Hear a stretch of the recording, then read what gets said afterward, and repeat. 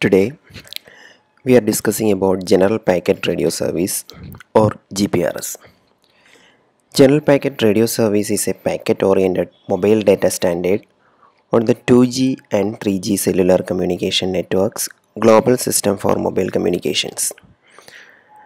GPRS was established by a European Telecommunication Standard Institute in response to the earlier CDPD and iMode packet switched cellular technologies.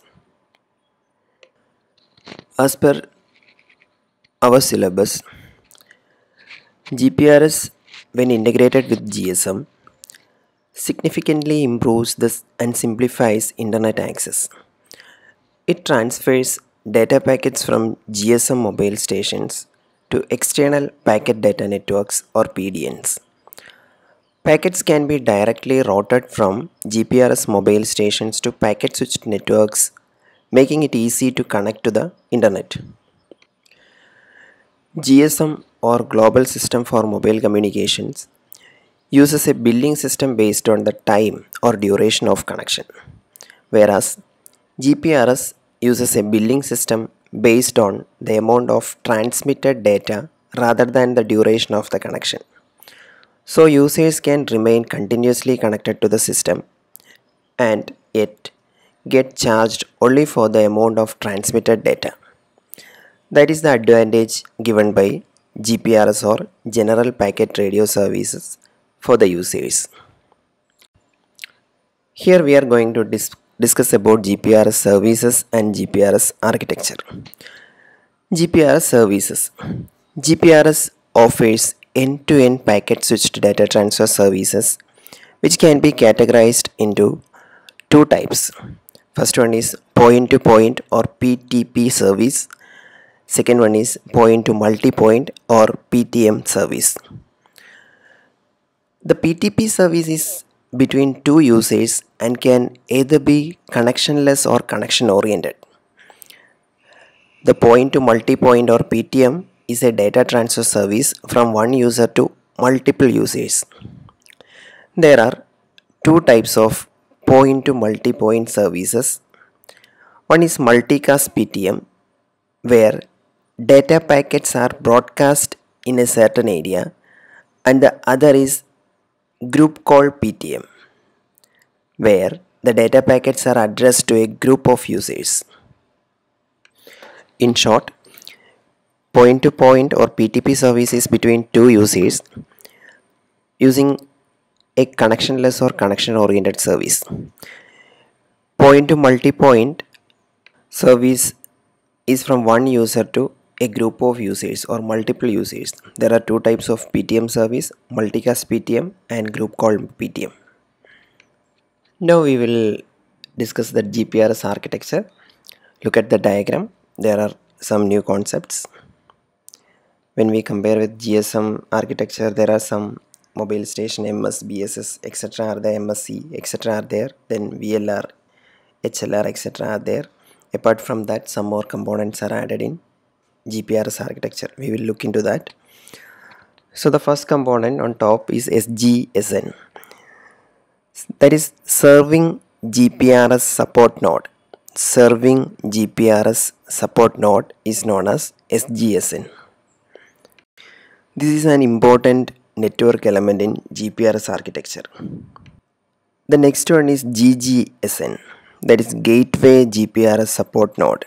GGSN or Gateway GPRS Support Node.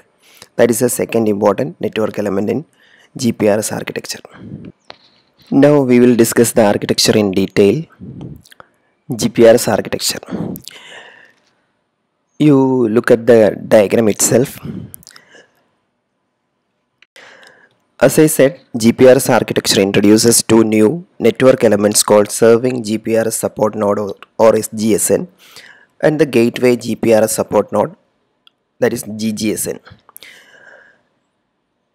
A SGSN is essentially a router. All SGSN are integrated into a standard GSM architecture and define many new interfaces. The GGSN is a networking unit between GPRS network and the external packet data network or PDN. The GGSN contains routing information for GPRS users, perform address connection and tunnels data to a user through encapsulation. The GGSN or Gateway GPRS Support Node is connected to an external network and it transfers a packet to the SGSN through an IP-based GPRS backbone network. This is a summary of GPRS architecture. So the serving GPRS support node or SGSN helps support a mobile station. The SGSN is connected to BSC, that is base station controller, using frame relay, and it is at the same hierarchy level as the MSC. What is MSC? MSC is mobile switching center. Look at the diagram. The GPRS register GR is a part of HLR.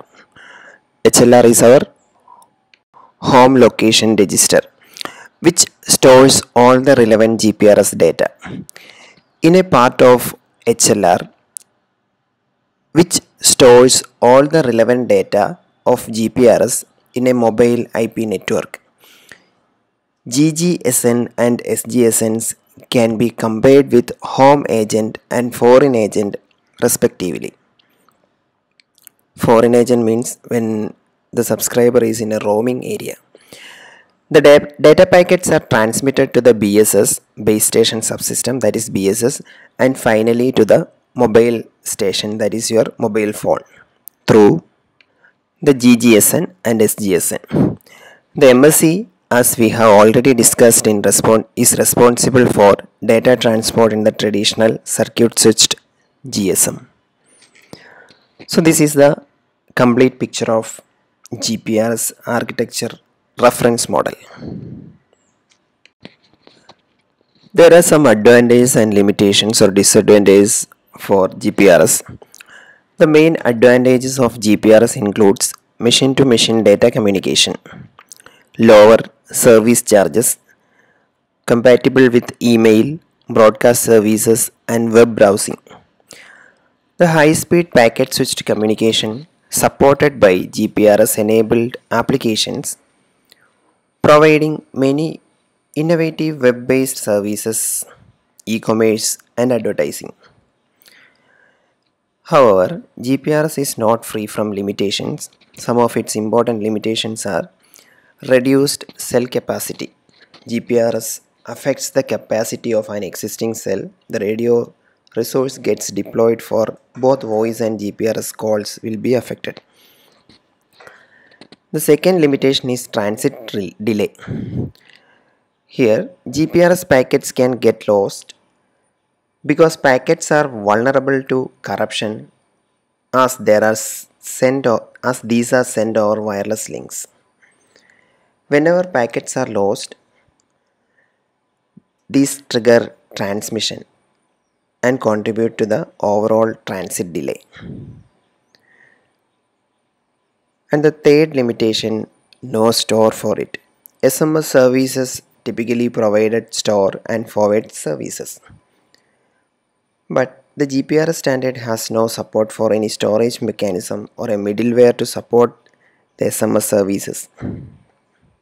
So these are the advantages and limitations of GPRS. Thank you.